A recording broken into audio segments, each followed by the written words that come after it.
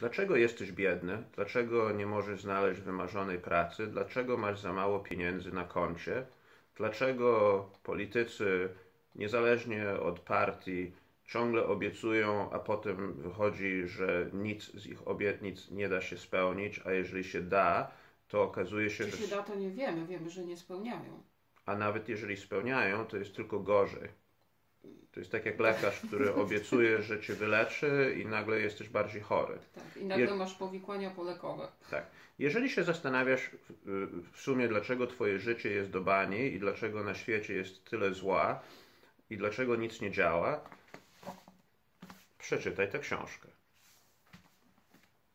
Ludzkie działanie Ludwika von Misesa to jest traktat o ekonomii, co brzmi nudno, ale w rzeczywistości jest to radykalne i dogłębne wytłumaczenie wszelkich zjawisk polityczno-gospodarczych zachodzących w dziejach ludzkich, łącznie z obecnymi dziejami ludzkimi. Więc jeżeli ktoś się zastanawia, dlaczego miałby poświęcić następną godzinę na słuchanie tego odcinka, to odpowiedź jest bardzo prosta, bo jeżeli nie znasz twórczości Ludwika von Misesa, to nie wiesz, dlaczego jest ci tak źle. Ale pytanie jest, czy ta wiedza jest nam do czegokolwiek potrzebna. Jeżeli nie chcemy umrzeć z głodu i zostać pozabijani w wojnach, to jest. A jeżeli komuś się podoba na przykład bieda, głód, nędza... Czy ta wiedza uratuje nas przed klęskami, katastrofami ekonomicznymi? Jak najbardziej. Jest taka książka, którą napisał Ludwik von Mises, nie ta, inna, pod tytułem Socjalizm, napisana w roku 1922. I w tej książce Mises w każdym możliwym szczególe opisuje, co się stanie w systemie socjalistycznym. I dokładnie wszystko, co w tej książce napisał, stało się nie tylko w Związku Radzieckim, ale w każdym miejscu, gdzie zastosowano częściowo model socjalistyczny. Więc problem nie polega, bo tutaj jakby mój daimon trochę niechcąco może zderzył się z głównym problemem, który Mises... Co znaczy niechcąco? Ja ci tam zaraz niechcąco. Proszę mnie tu nie posądzać o niechcąco. Problem nie polega na tym, że ludzie nie wiedzą. Problem polega na tym... Że nie używają wiedzy. Nie. Nie? Nie. Problem polega na tym, że wiedza jest nieskuteczna. Chodzi o to, że... Bo to jest taka wiara starych, klasycznych liberałów i Mises oczywiście należy do tej tradycji klasycznego liberalizmu. I w innej książce Misesa pod tytułem Liberalizm, to Mises nawet o tym pisze, bo Mises pisze, że kiedyś to liberałowie wierzyli, że jeżeli tylko oświecą masy ludzkie, jeżeli tylko doprowadzą do prawidłowego przekazu informacji, edukacji, wykształcenia, wyjaśnią mechanizmy działania ekonomii i polityki, to wszyscy rozsądnie dojdą do pewnych wniosków i we własnym interesie będą zabiegali o tworzenie społeczeństwa liberalnego. I tak się oczywiście nie stało. Ani w XX wieku, ani w XIX. I już Mises w swojej młodości, względnej młodości, jako pisarz i obserwator życia politycznego, zauważył, że to nie ma tutaj przełożenia. To nie jest tak, że jeżeli ujawnimy czy wyjawnimy prawdę, to ludzie skorzystają we właściwy sposób z tej prawdy. Jeden z uczniów Misesa, Rothbard, Murray Rothbard, też ekonomista amerykański, on wyciągnął z tego taki wniosek, że między innymi należy się sprzymierzyć z populistami. Że klasyczni liberałowie, czy osoby, które są zwolennikami wolności gospodarczej, muszą, ażeby osiągać swoje cele, sprzymierzać się z radykalnymi nurtami populistyczno-nacjonalistycznymi, którzy mają na cel zniszczenie istniejących mechanizmów państwowych. Nawet jeżeli do końca nie wiedzą, czym mają je zastąpić, albo że na przykład mają je w ogóle nie zastępywać. Ale, bo to trzeba chyba doprecyzować. Istniejące systemy państwowe i te zdania były wypowiadane kiedy? To znaczy w latach 90., ale, no bo to jest istotne. Ale Rothbardowi nie chodziło o istniejących wtedy, tylko o istniejące systemy państwowe. Po prostu. No tak, ja rozumiem. Znaczy w sensie, że tak, ale... o państwo jako tako. No dobrze, dobrze. Ale naprawdę, znaczy wydaje mi się, że żeśmy przygalopowali za szybko do wniosków. No to musimy wrócić dokąd chcesz. To wróciłbym do epistemologii. Proszę cię bardzo. To jest jedna z najbardziej ciekawych i charakterystycznych rzeczy o myśli ekonomicznej Misesa, która jest właśnie podstawą filozoficzności tej myśli. Według Misesa modele ekonomiczne jako narzędzie do analizy gospodarczej są bezużyteczne. A w szczególności chodzi o ekonometrię, czyli o tak zwaną ekonomię matematyczną. Oczywiście, broń Boże, Mises nie odmawia skuteczności rynkowym mechanizmom analizy gospodarczej, które są zresztą różnorodne i które w systemie rynkowej konkurencji mogą być raz bardziej skuteczne, raz mniej, będą się zmieniały. Niektórzy będą zwolennikami takich czy innych analiz, czy analityków, inni będą zwolennikami innych analityków. Misesowi raczej chodziło o to, że o ekonomii jako takiej ekonometria niczego nas nie uczy. Może nas czegoś nauczyć o danym rynku. Może sugerować pewne tendencje na danym rynku. Natomiast o ekonomii jako takiej niczego nas nie uczy. Dlaczego? Dlatego, że każdy ekonometryczny model matematyczny jest trochę tak jak fotografią, która łapie światło w jednej chwili, w jednym momencie i je odzwierciedla na zdjęciu. Rzeczywistość nie jest statyczna. Zdjęcie jest statyczne, rzeczywistość jest dynamiczna. Zatem każdy model ekonometryczny jest jedynie odzwierciedleniem rynku w danej chwili. I oczywiście, że ktoś może na podstawie jakiejś liczby tych odzwierciedleń dojść do wniosku o tendencjach na danym rynku. Natomiast żadna konieczność dotycząca przyszłości i przyszłych działań ludzkich nie wynika z tych analiz. Ekonometria to jest matematyczna ekonomia. Znaczy, tak jak jest dziedzina nauk, ekonomia jest dziedziną nauk ścisłych czy socjologicznych, zmierzającą ku nauce ścisłej, a ekonometria jest dziedziną ekonomii, którą potocznie można zwać matematyką ekonomiczną. I Ludwig von Mises uważa, iż ekonometria, czyli matematyka ekonomiczna, nie jest narzędziem analitycznym służącym do poznania ekonomii. Jest wyłącznie narzędziem analitycznym, który wśród różnych innych narzędzi analitycznych może, ale nie musi być przydatny w transakcjach rynkowych. To, tak, znaczy, jeżeli ktoś na przykład chce być chce być badaczem, ekonometrystą i używać swą wiedzę, ażeby zostać wybitnym analitykiem giełdowym, to proszę bardzo.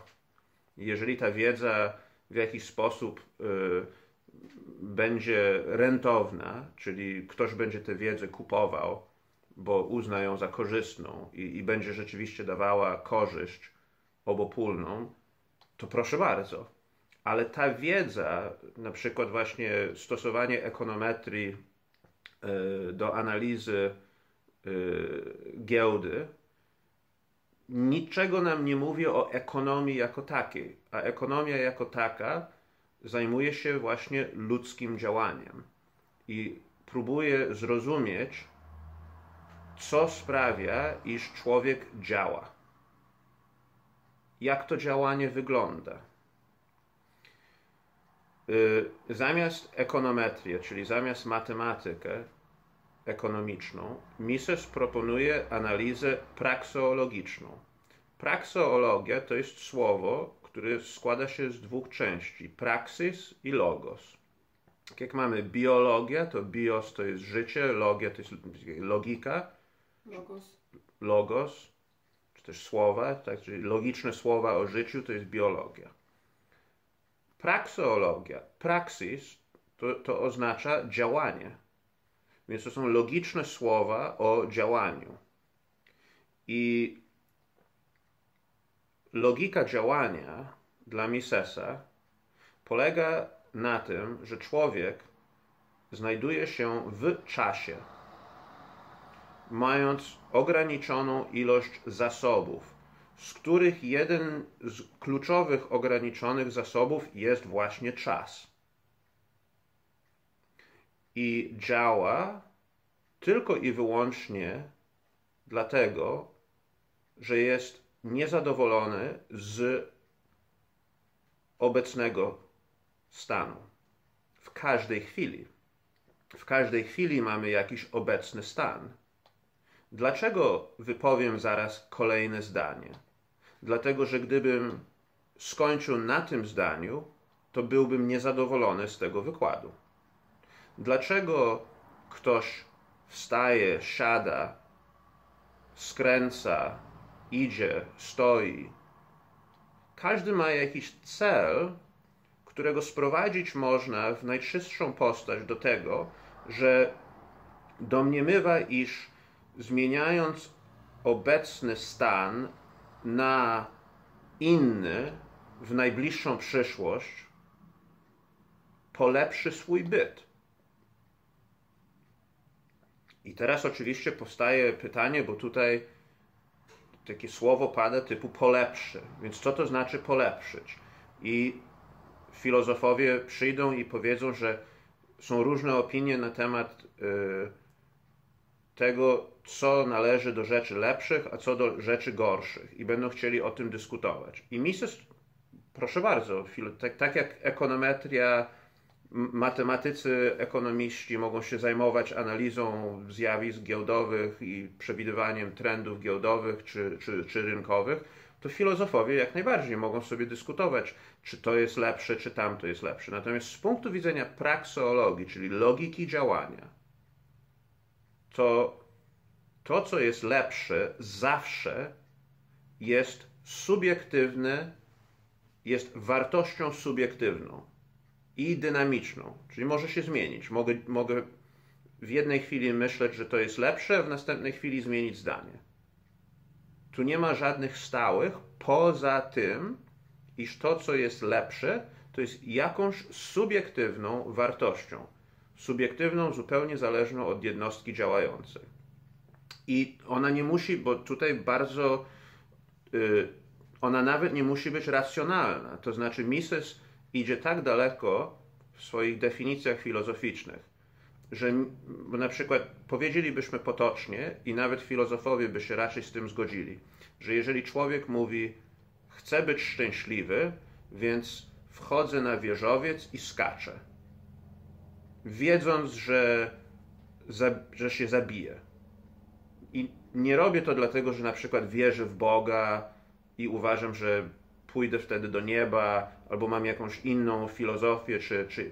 Nie, wiem, że to w ogóle koniec mojego życia będzie, ale to jest moja definicja szczęścia.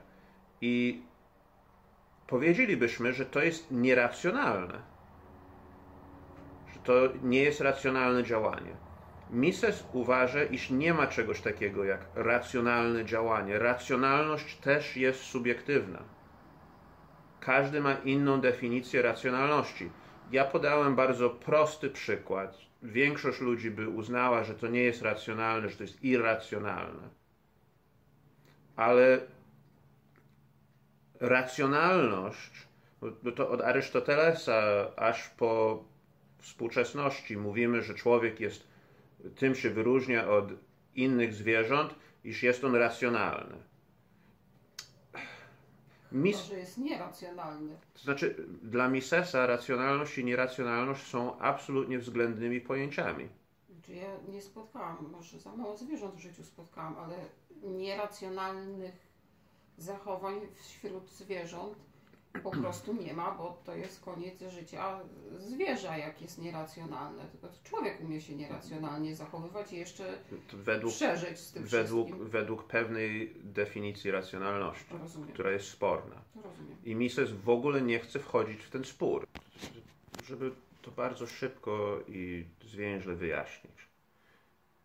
Każde działanie człowieka jest dla człowieka działającego w danej chwili korzystne i racjonalne, co nie oznacza, iż owe działanie jest obiektywnie korzystne i racjonalne. A pytanie o to, co jest obiektywnie korzystne i racjonalne, jest pytaniem, na którą nie ma żadnej uniwersalnej odpowiedzi, więc Mises się tym nie zajmuje jako ekonomista. Mises się tylko zajmuje zagadnieniem, dlaczego ten człowiek działa. I człowiek, który idzie do pracy, żeby zarabiać, robi to z tych samych powodów, co człowiek, który skacze z mostu do wody, wiedząc, że się zabije. Bo w danej chwili owa jednostka działa zgodnie z subiektywnym systemem wartościowania wyborów. I tak samo jest, jeżeli chodzi właśnie o transakcje. Dla Misesa definicją transakcji rynkowej jest obopólnie korzystna wymiana. Natomiast co to znaczy korzystna? Korzystna też jest subiektywną wartością. Więc na przykład, jeżeli ty masz długopis, a ja mam $1 000 000 i ja chcę długopis, a chcę długopis nawet bardziej niż $1 000 000, a ty na odwrót, to dojdzie do transakcji. Jeżeli potem nagle doznam olśnienia, że głupio zrobiłem, to nie znaczy, że w momencie samej transakcji nie działałem na swoją korzyść. Po prostu zmieniło mi się pojęcie korzyści. Nie ma absolutnego czy obiektywnego pojęcia korzyści. Co z sytuacją, kiedy jesteśmy zmuszeni do kupienia czegoś i czujemy, że to jest dla nas ekstremalnie niekorzystna transakcja, ale nie mamy wyjścia? Ale mówiąc zmuszeni, to rozumiem, że chodzi... Braku wyboru. Ale czy to jest przymus fizyczny, czy to jest po prostu konieczność? Tak jak na przykład, ponieważ nie miałem bogatego wujka, który zostawił mi $1 miliard, to jestem zmuszony chodzić. Chodzi mi o to, że na przykład jest sytuacja pod tytułem mamy w mieście tylko jednego sprzedawcę pomidorów i albo u niego za $1 milion kupimy te pomidory i to jest jakby... Jeżeli to jest tak zwany naturalny monopol, czyli jeżeli jest jeden sprzedawca pomidorów... Nie, to nie jest naturalne. No to jeżeli nie jest naturalny, to nie jest wybór, tylko to jest przymus. No właśnie, ja o tym mówię. A, no dobrze, ale dlaczego ja pytam, zaraz odpowiem, ale to jest bardzo ważne. jest różnica pomiędzy przymusem konieczności a przymusem sztucznym. No to ja się pytam o przymus Sztuczny. No to w przypadku przymusu sztucznego to człowiek zmuszony przez sztuczny monopol do jakiejś transakcji nie wykonuje transakcji. Aha, rozumiem. To nie jest transakcja. Nie, no, rozumiem. Znaczy według... Okej, ale to znaczy, może inaczej. Jeżeli komuś postawię pistolet do głowy i powiem zrób 20 pompek, to ten człowiek, no oczywiście, że w pewnym sensie dokonuje wybór, czy tracić życie, czy robić 20 pompek. Ale to nie jest wolny wybór. I na pewno nie jest to transakcja. Transakcja między innymi polega na tym, że ty się wiąże z wolnym wyborem. Z wolnym wyborem łącznie i przede wszystkim w wyborze subiektywnych wartości. No tak, ja rozumiem. Tak? I dla mnie na przykład mogę w ogóle nie chcieć zaangażować się w taką zabawę typu ty trzymasz pistolet i ja robię pompki. A jeżeli nie mam takiego wyboru, to wybierając pompki, powiedzielibyśmy to, znaczy Mises by powiedział, i zresztą w taki sposób on określa istniejący system gospodarczy na świecie, że to jest gospodarka mieszana. Tak? To znaczy jakiś niby wybór istnieje, bo masz wybór. Albo cię państwo zastrzeli, albo zapłacić podatek. No więc masz wybór. Ale i to jest mieszane, bo to nie jest pełna tyrania, w której nie masz żadnego wyboru i państwo dostajesz po prostu codzienną listę rozkazów do wykonania i w ogóle nie masz nic do powiedzenia.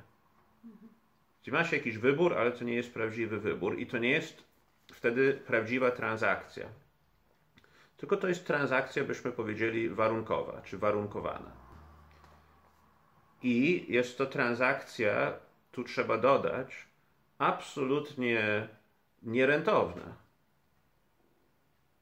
Dlatego, że no tutaj mam poczucie, że my rzeczywiście zahaczamy o milion tematów naraz, bo oczywiście można zadać sobie takie pytanie, a co jeżeli w czyimś subiektywnym systemie wartościowania największą wartością jest na przykład zachwyt powodowany strachem i uległością ofiary. Tak? To wtedy grasuję po mieście z moim pistoletem i szukam kogoś, kogo mogę zagrozić, żeby ten człowiek zrobił tych 20 pompek. I oczywiście wtedy w systemie Misesa to ten człowiek też działa na tej samej podstawie, co na przykład zakonnica, która pomaga biednym. To znaczy zakonnica pomaga biednym, dlatego że w jej subiektywnym systemie wartości pomaganie biednym jest rzeczą dla niej korzystną. I tu nie chodzi o to, że finansowo, tak? Znaczy to chodzi o taką wewnętrzną korzyść, w sensie bardzo gruntownym. No i tak samo kanibalista czy morderca też uważa, że mordowanie i jedzenie innych ludzi jest korzystne. Tyle, że... Kanibal uważa, że to jest korzystne. Tyle, że w rzeczywistości, w świecie realnym działania też mają konsekwencje. My do tej pory mówiliśmy o przyczyny, a nie skutki. Pomówmy teraz o skutków. Jaka jest różnica między myślą Misesa a innych ekonomistów?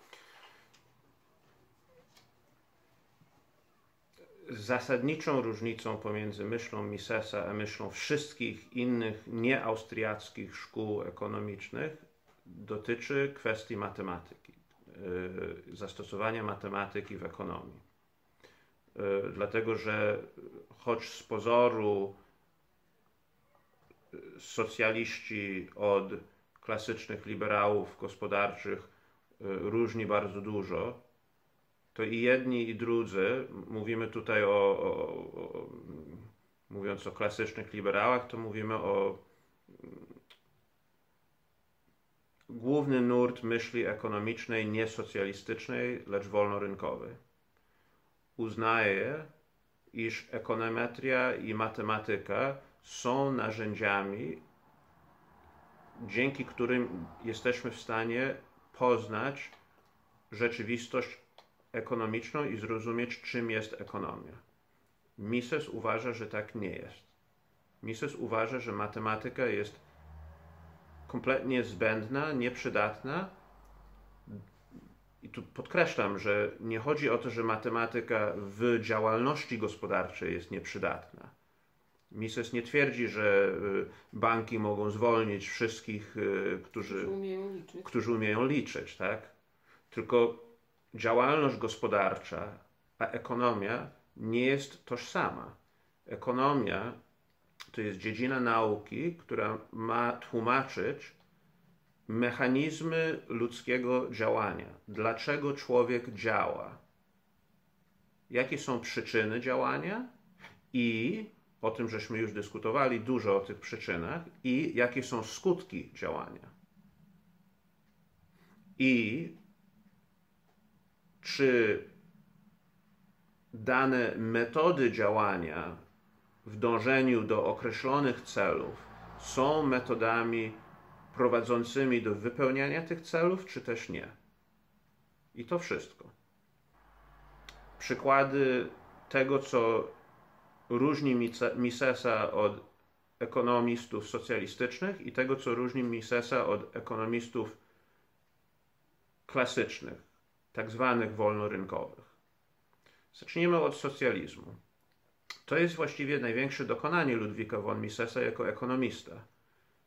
To jest w jego pracach wskazuje, iż w socjalizmie, w teorii socjalistycznej, w gospodarce socjalistycznej nie istnieje żaden mechanizm cenowy. Co to jest cena? Cena jest wskaźnikiem wartości.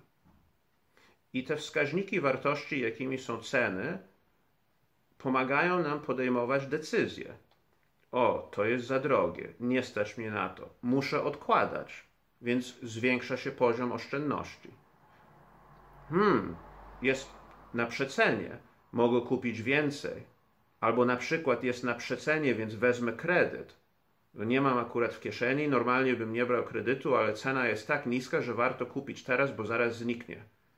I wolę zapłacić odsetki przy spłacie długu, nawet jeżeli te odsetki będą wyższe, to zapłacę je później.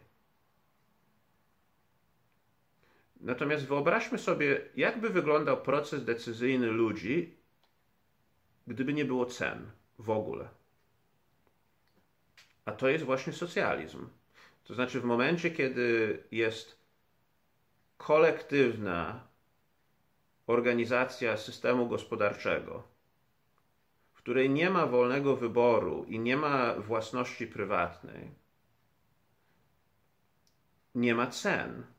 Oczywiście, że administracja kolektywu, bo nawet nie mówię administracja państwowa, bo to może to być syndyk, może to być syndykalizm, że robotnicy są właścicielami fabryki, może to być dyktatura proletariatu, gdzie jest jakiś minister, który jest ministrem gospodarki, który ustanawia cenę.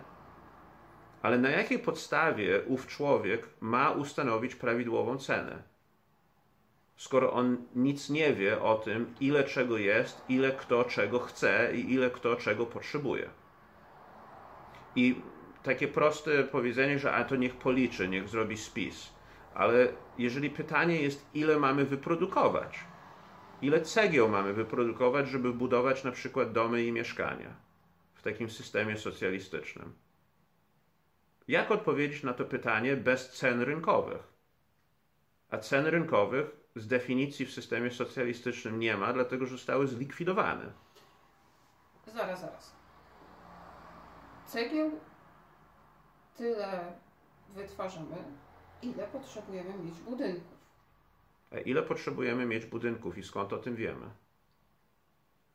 To już jest inna kwestia, ale oczywiście to wszystko zależy od tego, do czego dążymy.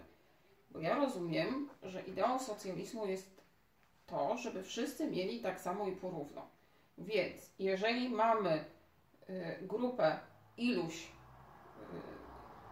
socjalistów żyjących w jakimś socjalistycznym, oderwanym układzie, no to każdy powinien mieć takie same warunki do mieszkania. Czyli jakie? Takie same. Ale na przykład mogą mieszkać na trawie wszyscy. I No wtedy nie, jest takie same. Nie mogą mieszkać na trawie, bo to znaczy zależy od klimatu, ale schronienie służy do tego, żeby się odizolować od warunków atmosferycznych. I teraz musimy podjąć wybór.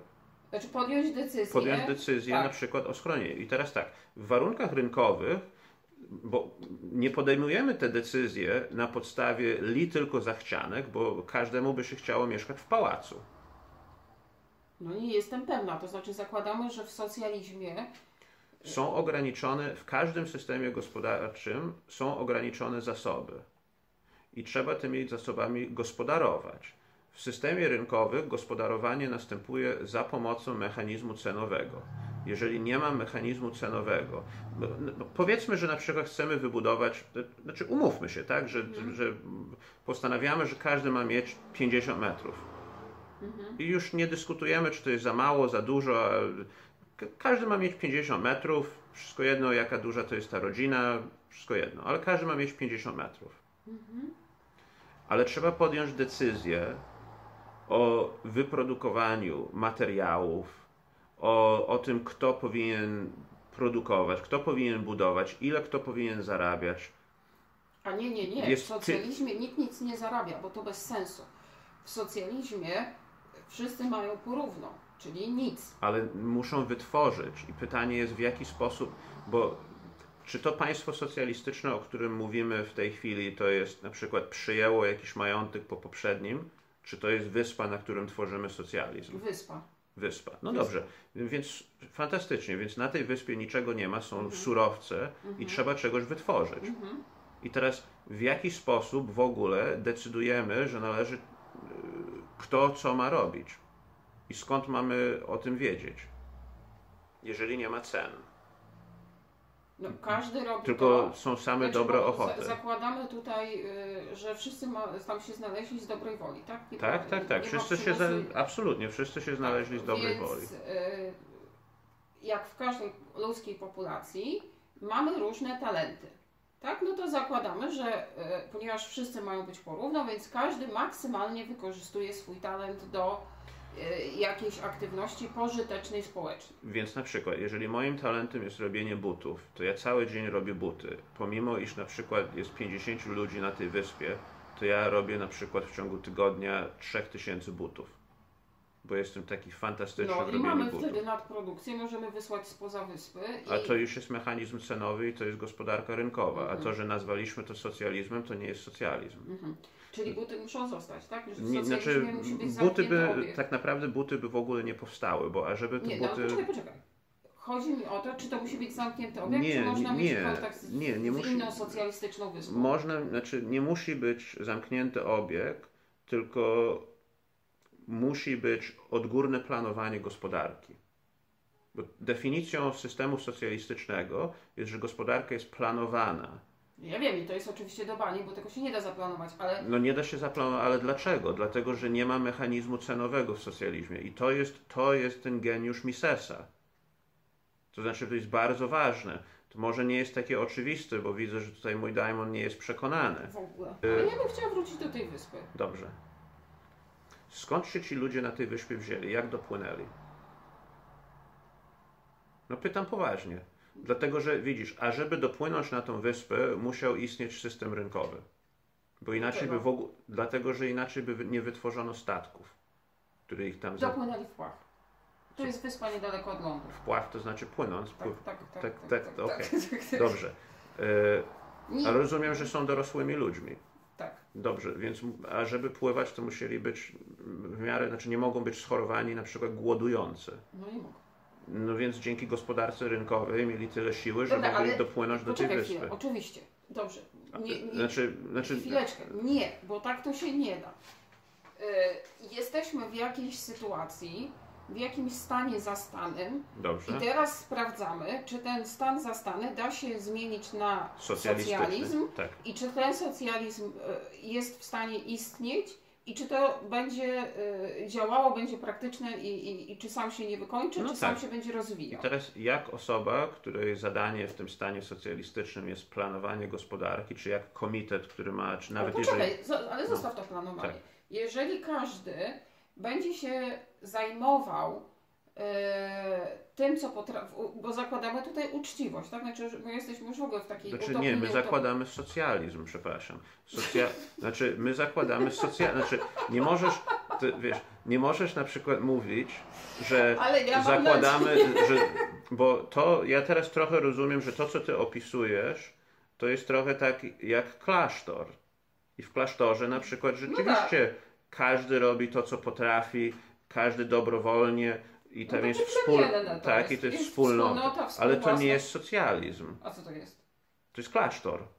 To też jest wolny rynek, dlatego że wolny rynek polega na tym. Wolny rynek nie polega na tym, że wszyscy chodzimy w garniturach i pracujemy na giełdzie. Wolny rynek polega na tym, że wszystkie transakcje są dobrowolne, więc jeżeli grupa ludzi dobrowolnie tworzy wspólnotę, w której każdy będzie, nie patrząc na swoje konto bankowe, bo tak, ale to jest w ich interesie, w ich subiektywnym pojęciu wartości, życie w takim klasztorze ma większy sens niż pieniądze na koncie. Też działają w swoim interesie. A system cenowy jak najbardziej istnieje, nie tylko w postaci takiej, że jeżeli czegoś im potrzeba, to na przykład mogą przyjmować datki od innych, którzy poza klasztorem mieszkają i na kościół łożą pieniądze. Ale też istnieje system cenowy w takim sensie, że ponieważ każdy dokonuje wolnego wyboru, to jeżeli ktoś mi powie w tym klasztorze, dobrze, to teraz na przykład przez 3 dni nie śpi, tylko kop rowy, to ja powiem, że jeżeli to zrobię, no to umrę, zachoruję, więc nie. Natomiast w socjalizmie założenie socjalizmu jest, że to jest planowany system gospodarczy, który jest nakazowy, a nie dobrowolny. No dobrze.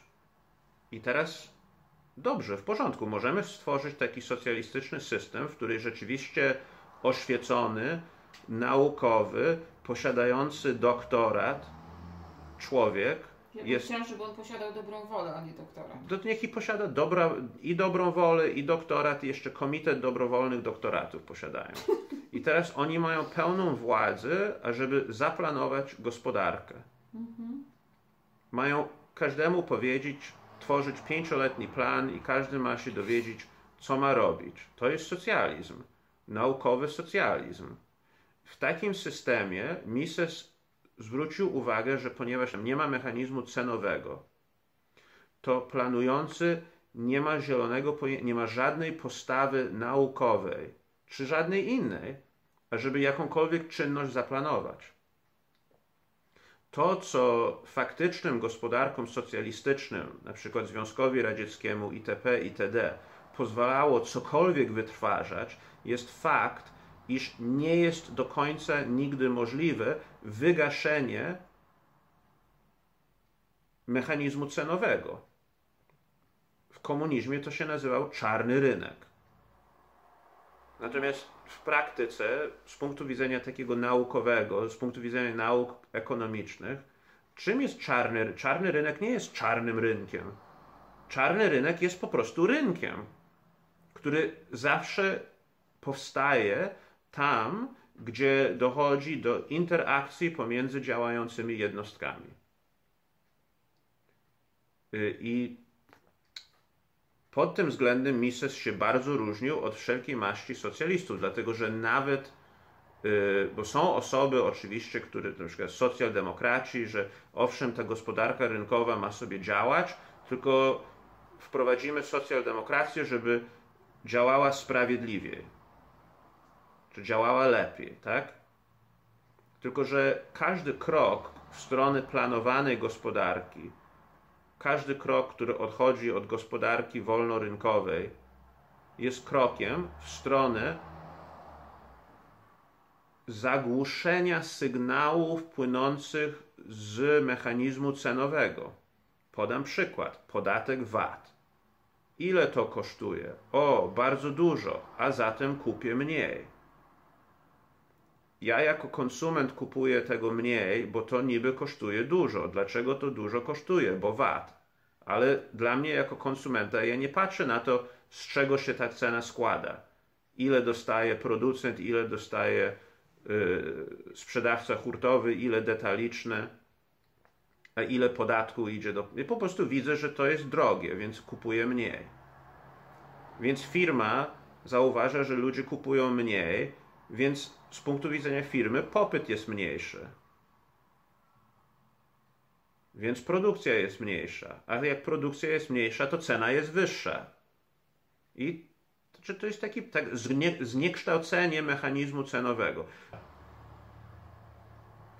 Jeżeli natomiast rząd ogłasza, że każdy bank, który rozda jak największej ilości kredytu kredytobiorcom, dostanie dotację państwową,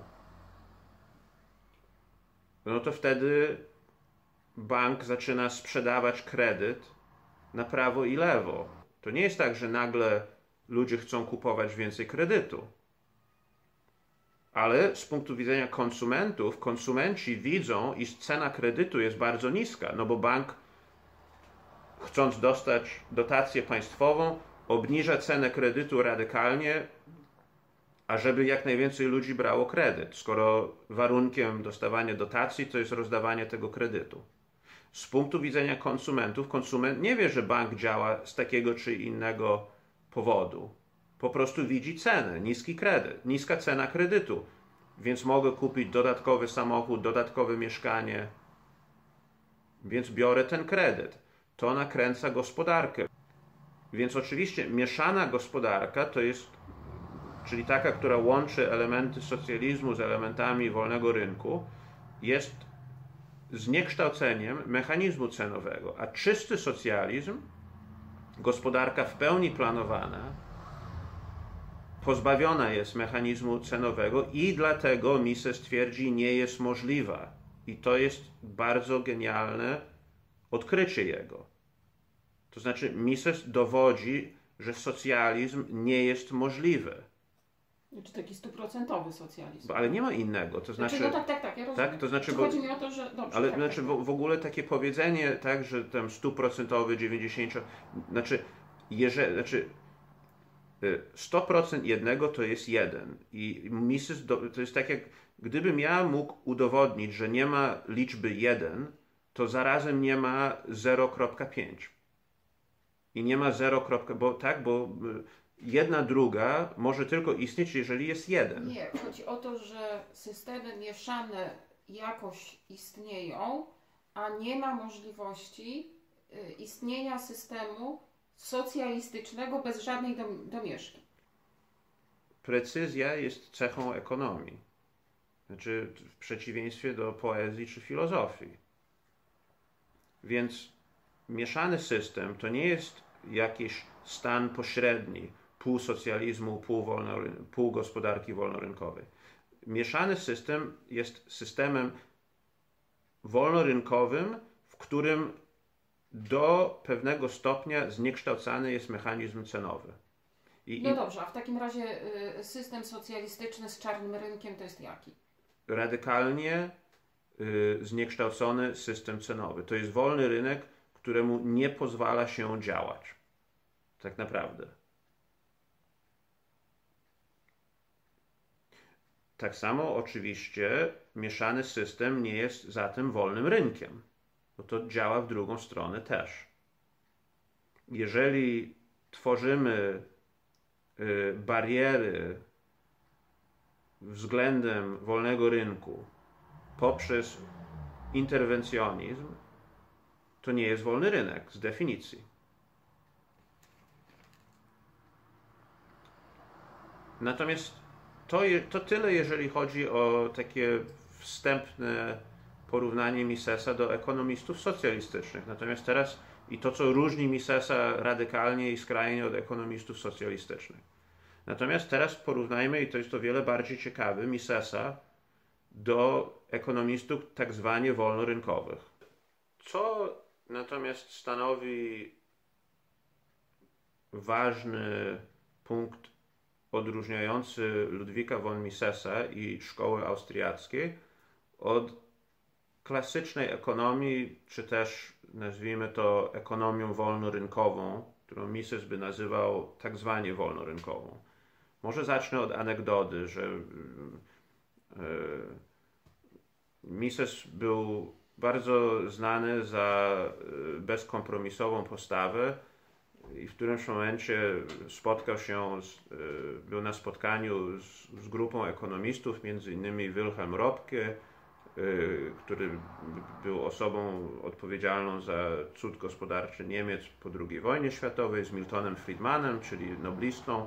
I to są osoby, które w potocznym rozumieniu kojarzy się z ekonomią wolnorynkową. Oni są zwolennikami wolnego rynku. Niskie podatki, wstrzemięźliwa polityka monetarna, minimalna interwencja państwowa w rynek. I Mises nakrzyczał na nich, że oni są wszyscy socjalistami i wyszedł. Nie chciał z nimi współpracować. Dlaczego? Dlatego, że jeżeli się zgadzamy, iż mechanizmy rynkowe są najlepsze, są najbardziej skuteczne w gospodarowaniu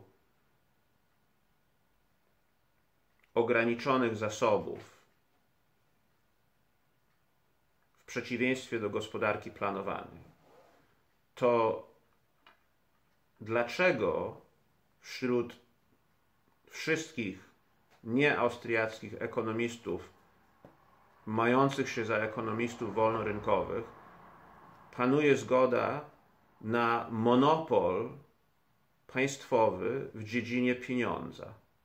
Dlaczego to jest tak, że zgadzamy się wszyscy, że nie powinno być Ministerstwa Produkcji Chleba, który ma monopol nad produkcją chleba, bo to doprowadzi do tego, że będą puste półki i nie będzie chleba. Albo na przykład będzie gnił chleb, bo się wyprodukuje tego chleba tyle, że po prostu nikt tyle nie zje i chleb pleśnieje. A brakuje czegoś innego, bo jest nadprodukcja chleba, a nie ma ziemniaków, nie ma wędliny. Wszyscy rozsądni ludzie, szczególnie wśród ekonomistów wolnorynkowych, są zgodni, że chleb, buty, produkty powszechne powinny być wytworami rynku. Natomiast dziwnym trafem uważają wszyscy, że pieniądz powinien być wytworem monopolu państwowego. I pytasz się dlaczego? to znaczy, to jest retoryczne oczywiście pytanie. Mises by odpowiedział na to pytanie, że dlatego, że oni są socjalistami. Po prostu, bo to jest pewna forma socjalizmu. Tak, a mi się wydaje, że to jest prostsze, dlatego, że nie są w stanie sobie wyobrazić nic innego. To znaczy, w rzeczywistości to jest oczywiście kwestia złożona.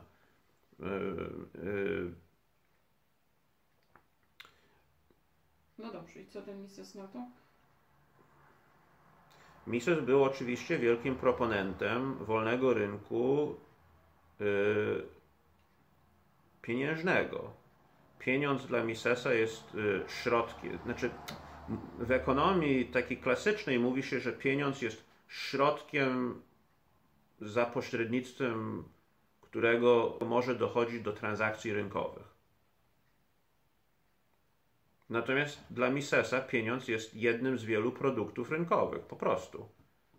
Pieniądz powstał właśnie dlatego, że ponieważ ja produkuję ziemniaki, a ty produkujesz wędlinę i ja chcę mieć wędlinę, a ty chcesz mieć ziemniaków, to zamiast... Nie, to wtedy pieniądz nie jest potrzebny. To raczej jest tak, że ja chcę mieć trochę wędliny i trochę czegoś innego za te ziemniaki.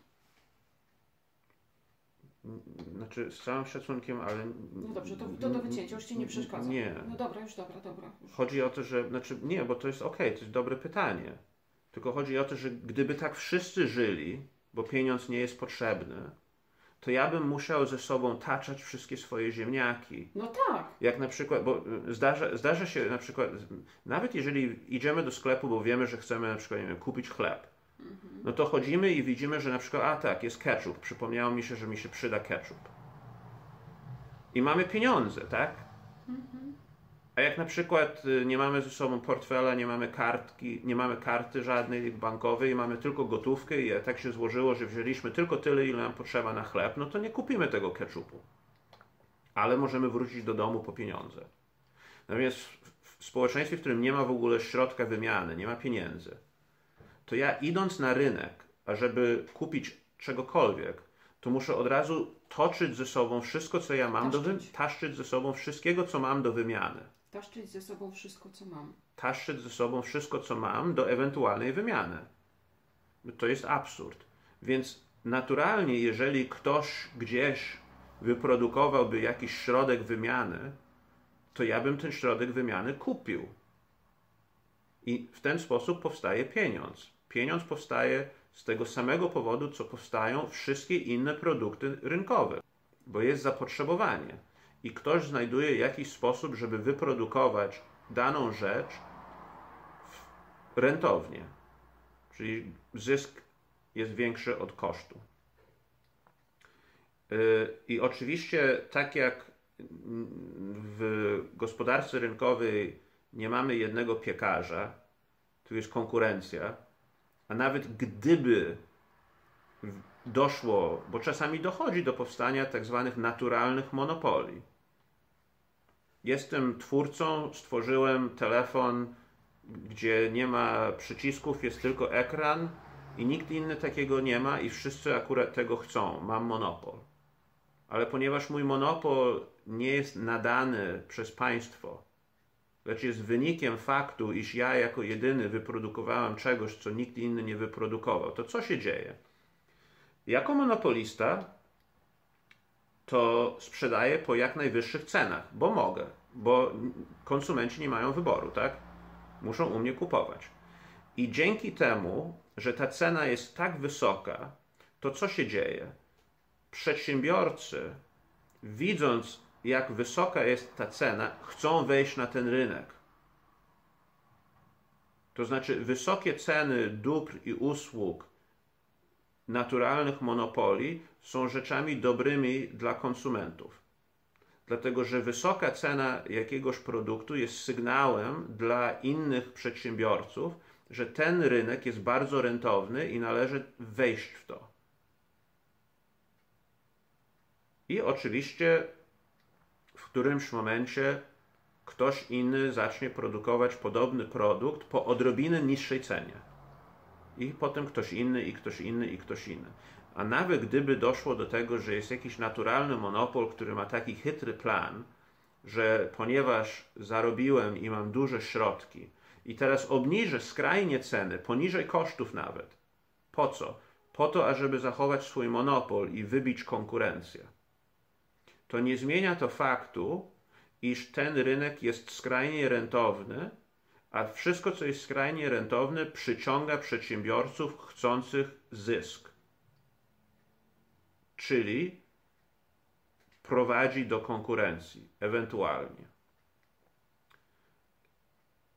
Tak działa rynek, ale nie gdy produktem jest pieniądz. Według klasycznej myśli ekonomicznej, tak zwanej wolnorynkowej. Nagle z tajemniczych powodów, gdy produktem jest pieniądz, to monopol państwowy. Nikomu innemu nie wolno produkować pieniądz. To się nazywa fałszerstwo. Mises jest zwolennikiem czegoś, co potocznie nazwalibyśmy fałszerstwem. Mises uważa, że powinno być konkurencja, wolna konkurencja w produkcji pieniądza. Że jeżeli ja chcę wydrukować pieniądz, to mogę.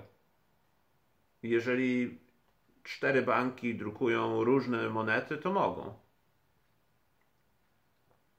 I że powinna być konkurencja pieniądzach.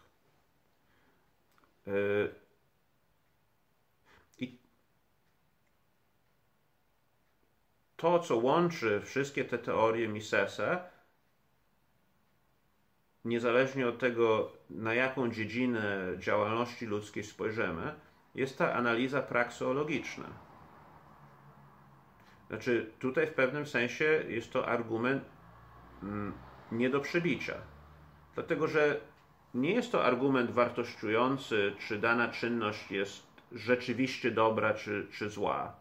Ani z punktu widzenia moralnego, ani nawet z punktu widzenia, jakbyśmy to mówili, racjonalnego, czy też tak zwanie ekonomicznego, czy materialnego. Po prostu działanie ludzkie zawsze dąży do jakiegoś subiektywnego celu. I to, co Mises proponuje, to jest oczywiście w pełni wolny rynek, a to znaczy społeczeństwo spontaniczne.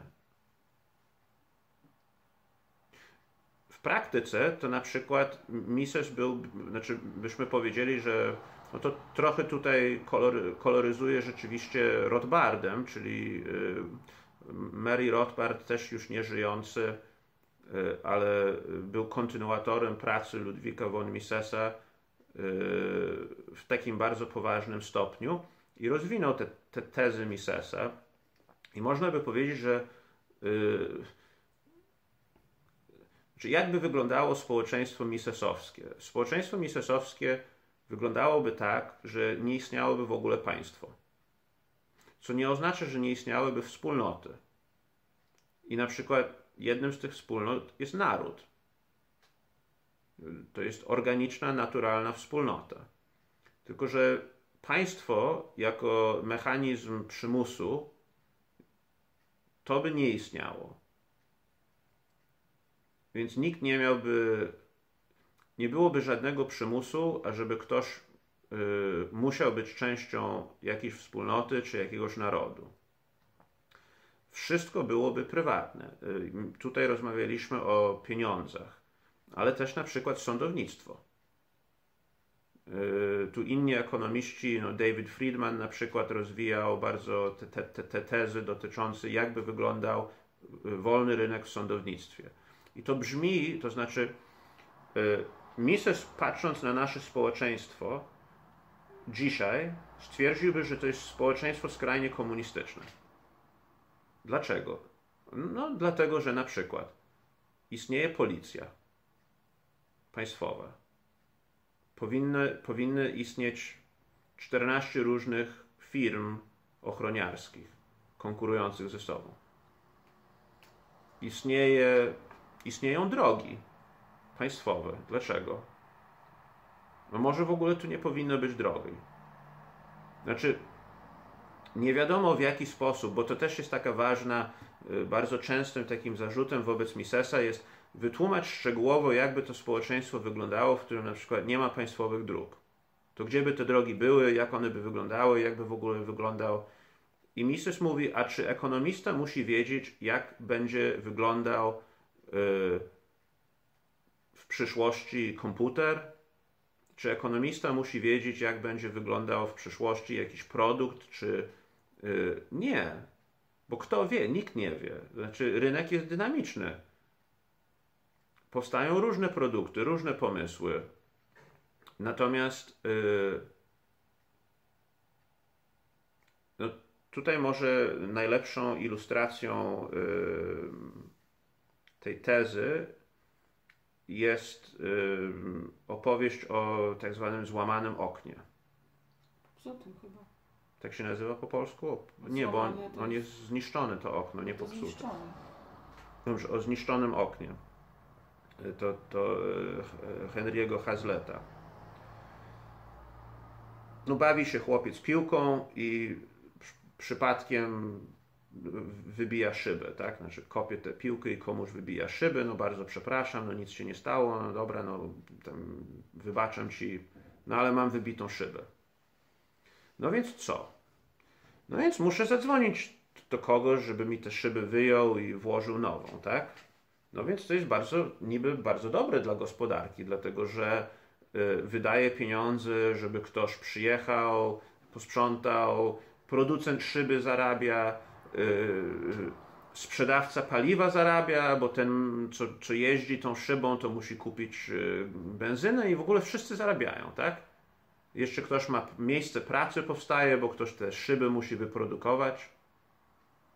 No i oczywiście logicznie powstaje takie pytanie, czy zatem wzrost gospodarczy polega na tym, że należy wszystko co jakiś czas zniszczyć. I rzeczywiście są ekonomiści, którzy twierdzą na przykład, że wojna jest dobra z punktu widzenia ekonomicznego, dlatego że dzięki temu, że wszyscy giną i wszystko jest niszczone, to wtedy gospodarka ma szansę ruszyć. To jest tak zwana teoria kreatywnej destrukcji. No tak, znaczy ci ludzie mają Nobla, Mises nie ma. Mises udowodnił, i dlatego nie ma Nobla, Mises udowodnił, że to nie jest kreatywne. I to jest bo tutaj jest bardzo ważne, bo ludzie mówią mu, ale jak to nie jest? Szyba wybita, ktoś stworzyć musiał szybę. Trzęsienie ziemi, wszystkie budynki padają. No, ale jesteśmy w tym samym punkcie. Więcej. Po naprawieniu co przed. Więcej. Mises by powiedział, że więcej. Bo Mises twierdzi, że trzeba zawsze patrzeć na skutek niewidoczny. A skutek niewidoczny jest, że ponieważ ja muszę naprawić to, co zostało zniszczone, to moje ograniczone zasoby idą na to, żeby zrobić coś, co już raz zostało zrobione, a nie czegoś nowego. Więc ileś nowych rzeczy, ileś nowych transakcji, ileś nowych dóbr i usług w ogóle nie powstaje. To jest taka syzyfowa praca, tak? To jest dosłownie wykopałem dziurę, zakopuję dziurę, żeby ją wykopać. I oczywiście jeżeli mówimy o policji, sądownictwie itp. itd., to osoba, która mówi ojej, ale wyobraźmy sobie świat bez policji i bez sądów. Co by wtedy było? To znaczy, a wyobraźmy sobie świat bez Ministerstwa Chleba i bez Ministerstwa Ziemniaków. Skąd by się brały wtedy ziemniaki i chleb? To jest dokładnie ta sama zasada. To znaczy, to nie jest tak, że chleb i ziemniaki są innymi produktami aniżeli ochrona, pieniądz i sprawiedliwość.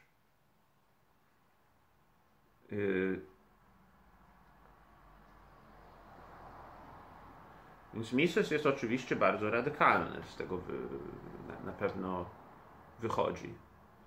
Tylko że ten radykalizm jest ugruntowany w bardzo precyzyjnych argumentach, które są skrajnie logicznie rozwinięte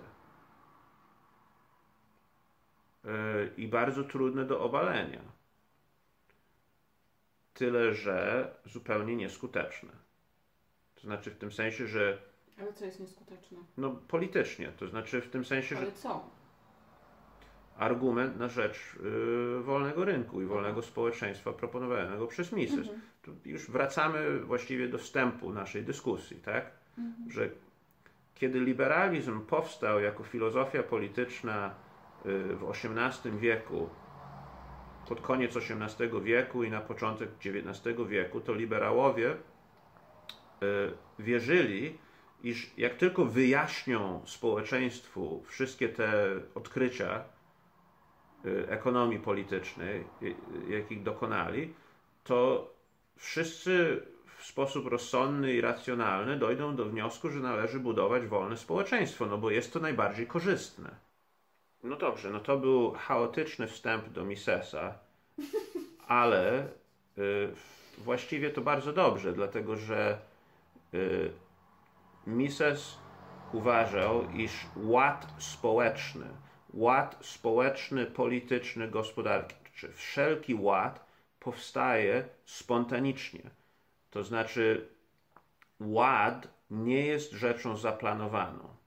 Więc to, co się wydaje z pozoru chaotycznym, i to jest taki, wyobraźmy sobie ten obraz, znaczy jak myślimy o gospodarce, to czym jest ta gospodarka? Gospodarka to są miliony ludzi, każdy działający z innego powodu, z inną wyobraźnią korzyści, mający inne ambicje, inne cele, zupełnie ze sobą nie komunikujący się, a jednak wszyscy sobie nawzajem służą. To znaczy, jak idzie człowiek do sklepu, jest porządek.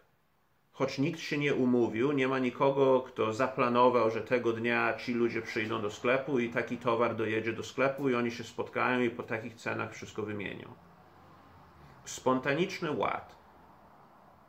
I tak naprawdę jak ten ład, im mniej spontaniczny jest ten ład, im bardziej jest on planowany, tym gorzej. Więc mam nadzieję, że tak jest z tym odcinkiem. Czyli mam nadzieję, że oglądając go od początku do końca, to zamiast chaosu, to powstanie jakiś... Wyłoni się ład z chaosu. Wyłoni się ład z chaosu, albo przynajmniej na tyle się zainteresujecie, ażeby przeczytać Misesa. I oczywiście na sam koniec to przypominam, że w każdym odcinku metodologią moją jest oddawanie platformy autorowi, którego analizujemy. Mises akurat należy do skrajnie radykalnych autorów. Więc ja osobiście mam różne krytyczne uwagi względem Misesa, których nie uwzględniłem w tym odcinku, bo celem tego odcinka to nie jest uwzględnienie moich krytycznych uwag do Misesa, lecz po prostu analizowanie ekonomii Ludwika von Misesa. No dobrze, no to taki nasz pierwszy odcinek czysto ekonomiczny. W przyszłości na pewno będzie więcej. Dziękujemy, do usłyszenia. Łapki w górę, komentarze na dole. Dziękujemy.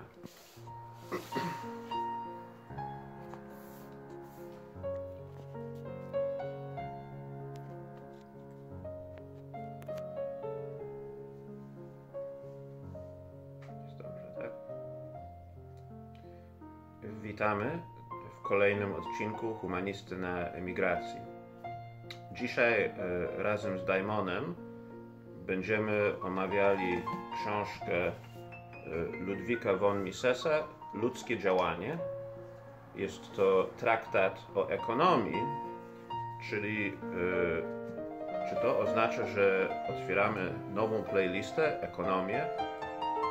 Otóż nie, dlatego że choć Mises jak najbardziej jest ekonomistą i w pewnym sensie uczeni, którzy kroczą śladami Misesa, stwierdziliby, że jest on najprawdziwszym z prawdziwych ekonomistów, to jestem zdania, że to, co między innymi wyróżnia Misesa na tle innych ekonomistów oraz na tle nauk ekonomicznych w ogóle, jest to, iż jest on przede wszystkim filozofem ekonomii. Co przez to chcę powiedzieć?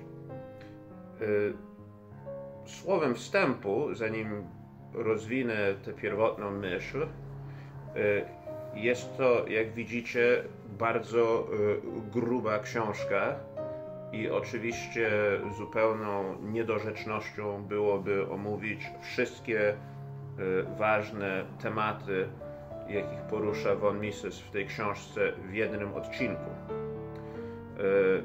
Będę się skupiał na kwestiach, które według mnie są bardziej interesujące lub też kluczowe, ale z góry zapowiadam, że będzie to w pewnym sensie niepełna recenzja, więc jeżeli czegoś pominę, co słuchacze uważają, iż należałoby jednak się na tym skupić, to po to jest właśnie możliwość komentowania, żeby zwrócić moją uwagę i uwagę innych uczestników naszej rozmowy internetowej. Dobrze, wracając do tej kwestii filozoficzności Ludwika von Misesa. Mises ma pewne założenia. Mises ma pewne założenia epistemologiczne i te założenia nie są bynajmniej aksjomatami, tak jak chociażby Ayn Rand, z którą zresztą Ludwik von Mises się przyjaźnił. W jej filozofii były pewne aksjomaty, niepodważalne, niedyskusyjne, dlatego że dla niej one były po prostu oczywiste. Mises nie... To jest zaleta Misesa, jedna z wielu. Dla Misesa nie istnieją rzeczy oczywiste. Wszystko jest otwarte, o wszystkim należy dyskutować i jeżeli jest jakaś prawda, to jej prawdziwość należy zbadać. To, co go wyróżnia na tle wszystkich ekonomistów nieaustriackich, w sensie nie chodzi o kraj, lecz o szkołę myśli ekonomicznej, którą on jest głównym przedstawicielem, czyli szkołę austriacką. Przed nim było paru, bodajże Boenberg, ale nie będziemy w to wnikać. Jest to, iż dla Misesa poznanie poprzez tworzenie modeli ekonomicznych, Wiesz co, przerwę Ci na chwilę. Tak. Wydaje mi się, że coś trzeba, bo bardzo fajny został wymyślony koniec. Wymyśliłeś super zakończenie. Coś musisz zrobić, żeby ludzie oglądali to dłużej. Znaczy jakiś... Ja rozumiem wielką wartość wchodzenia od razu w wykład. Okej, to ja już wiem, co zrobić. Spróbuję. Dobra. Co więcej, te analizy nie mówią nam nic o tym, dlaczego dochodzi do owych tendencji. Więc jeżeli chodzi o epistemologię, czyli to jest dziedzina jak najbardziej filozoficzna, choć współczesna, ale filozoficzna, epistemologia Misesa, tutaj w pewnym sensie jest to trochę odzwierciedlenie myślenia Kanta, tylko w innych kategoriach. Mianowicie matematyka nie jest nam w stanie odpowiedzieć na podstawowe pytanie dotyczące ludzkiej działalności. A to już z góry czyni Misesa absolutnym buntownikiem w świecie ekonomistów, którzy przeważnie właśnie są ekonometrami. Oczywiście jest debata, w jakim stopniu ta matematyka może być pomocna w ekonomii, ale nie ma nikogo tak radykalnego jak Misesa i całą zresztą szkołę austriacką, która by powiedziała, że w żadnym. W żadnym, po prostu w żadnym. Mises zamiast matematykę używa bardzo prostą analizę prakseologiczną, ażeby sporządzić obraz